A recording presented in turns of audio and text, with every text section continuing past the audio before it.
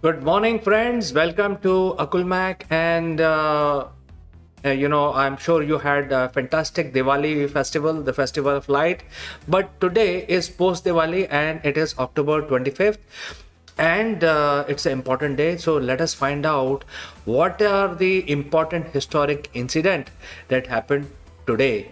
All right, so let's proceed towards our journey, and this is about UK when on October 25th, 1415, the King of England was Henry V, and they were substantially outnumbered when they were fighting the French. And French army used to be the superpower in those days. And in the 1400s, they had a battle. And in this battle, the English won in spite of being outnumbered and outgunned by the French armada. And for the first time, the power of longbow was realized because the longbow used to be at least 6 feet long, and it could fire a long distance. So for the very first time, the in the battle, it was realized that a long distance artillery or long distance projectile can be very vital, and a difference between winning and losing. So despite being a smaller contingent, smaller army as compared to the French armada, they were able to defeat using the longbow. And all these French soldiers were also armored, and that armor did not matter because of the longbow arrows falling down on them, and hence they lost. So this is a very historic turning point in the humans military, where they realized that artillery is very important. Although this was not a firearm artillery, it was just a long bow, but Henry's fifth army used it very effectively, and October 25th is an important day to realize that fact. All right, let's move to the next one. Well, this is about the Emperor of Amsterdam of Netherlands. His name was Charles V, and we all know that the wood has been the preferred material for building our houses, etc. Because this is very versatile. You can convert wood into your houses by converting wood into planks as well as furniture, and you can also give very artistic, intrinsic design to the wood. So wood has been very easy to obtain material for building, for your art, etc. But then there is one drawback, which is that it catches fire. And many examples are there when the fire starts in one house but quickly spreads across the city because all houses are made of wood and the entire city is burned down. We have seen enough experience of the entire city burning down and a lot of people dying. So today, on October 25th, in the year 1521, Emperor Charles V banned building of any wooden houses in the city of Amsterdam. Very historic decision. I think they changed the building material after this decision. So I have one message from Rashmi. Hi Rashmi, how are you?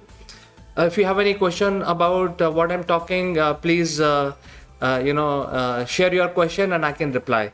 All right, let's move to the next one.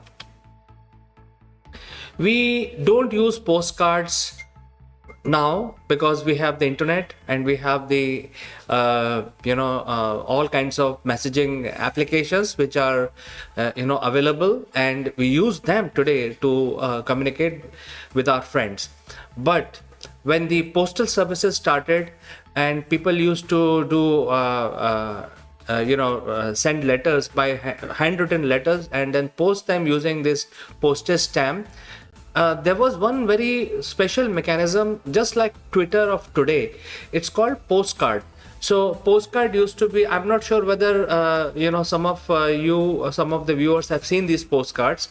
The postcard used to be small, small thicker paper made pre-printed sort of a plain paper which had place to write the recipient address, and it was already prepaid. So if you buy a postcard, you can basically write a short message on 1.5 page, that small card, and write the address of the recipient and drop it in the letterbox. So this was a very, very important communication method, where you can actually send a letter, a prepaid postcard. You can buy it from the post office, write your letter as and when you want, and just drop it. So it was very simple. So this is a historic day, because for the first time humans realized that there is a place for sending a postcard, because writing a letter, then putting them in an envelope, then pasting a stamp was extra work. So instead of doing all of that, just buy a prepaid postcard, write your message, write the address, and drop it in the letterbox. It's much easier, pretty much like Twitter of today. This postcard was launched for the first time in 1870 by the American Postal Service on October 25th. Great, let's move to the next one. This is about the dictator of Italy during the Second World War. We all know that Benito Mussolini basically was a radio anchor, and he actually became very popular because he was a very good orator, and he used to reach out to the masses by way of his radio programs. And his acceptance increased among the Italian people, and after that he actually became the ruler of Italy, and he declared himself as a dictator. That means nobody can replace him, and his rule is actually known as the fastest rule. So he was a fascist basically, and he ruled the Italy with an iron fist. Even though he grew as a democratic person, acquired the power, was a radio presenter, a debater, a very good orator. He had a lot of good qualities. So he actually acquired the power, and then he said, I am going to be ruling Italy. And today on October 25th, because of this, self personification or overconfidence, he declared that he will remain in power for next 30 years in the year 1932. And we all know that he was eliminated by his own people during the Second World War when Allied invaded Italy. All right. So the lesson here is that you should not make statements that you have control, because nobody has seen the future. Yet Benito Mussolini made this statement today on October 25th. Let's move to the next one. Well, this is about the Taiwan. Taiwan has been always a chronic issue between China and Taiwan, because the people and the language and the culture and everything is same. Taiwan is an island in the South China Sea, and China is a landlocked country which has a land country, basically a large country. The only difference is that when the war for independence were being fought, the Chinese revolutionaries were led by Mao Zedong in the mainland China, whereas in the Taiwan, they also had the Communist Party of China that was led by Chiang Kai-shek. So within the Communist Party of China, which is CCP, there were two leaders. One was more popular in the Chinese mainland, and other was more popular in Taiwan. So this is related to Taiwan under the leadership of Chiang Kai-shek, and his designation was general. So he actually led the army against the Japanese who invaded. So Taiwan got independence from the Japanese forces in the year 1945 on October 25th. It's very, very important, because today, in today's context, when we hear about that China acquiring Taiwan and whole lot of these political rhetoric, I think we should know that the Chinese got independence from the British, except the Hong Kong. That Hong Kong was eventually returned back to China in the year 1998. But the Taiwan got independence from the Japanese in the year 1945 on October 25th. And therefore, Chiang Kai-shek became the ruler of Taiwan. All right, let's move to the next one. This is about Austria and Germany joining together and becoming one Deutschland, and then invading the Europe, starting the Second World War. So Austria also speak the same language as Germany, which is the Deutsch or German, but the real word is Deutsch. And Hitler was actually an Austrian, and he united both these countries, and that unification was basically without any resistance. But after the war, they did not, sort of became separate countries as we see them today. Austria as a separate country, even though they speak the same language, they have the same people, but it's a separate country, and it was a separate country before the Hitler united these two. The capital of Austria is Vienna, very, very popular city. And finally, the occupation of, eventually it was occupied by the Allied forces, defeating the Germans. And Allied did not leave Austria until 1955. The war got over in 1945, but the Allied forces were stationed for almost 10 years and controlling things in Austria. Finally, in 1955, the Austrian forces left Austria, and the Austria again regained their sovereignty on October 25th. All right, Rashmi, yes, you can ask the question. Rashmi, please go ahead and ask the question. All right, so let's move to the next one. Well, we all know about the ICBM. These are the deterrents. These are used as deterrent. If the country has an ICBM, that means the country has the capability to hit the enemy nation from a far off distances. So ICBM plays a major role, even though they are very deadly weapons. The weapons have never been used actually in a real battle. And these are very deadly weapons, and they're very, very accurate. And there are no ways to stop ICBM, because they actually are typically like a rocket which goes into the lower Earth orbit, and from there it falls back on Earth, and attaining speed, very high speed, which cannot be intercepted. So this is a concept of ICBM, and usually they can go as far as 5 to 7,000 miles away. They can hit a target accurately, very, very far off targets. So most countries, most large countries like US, UK, Russia, India, China, they have their own ICBMs, and they have put them in their secret locations.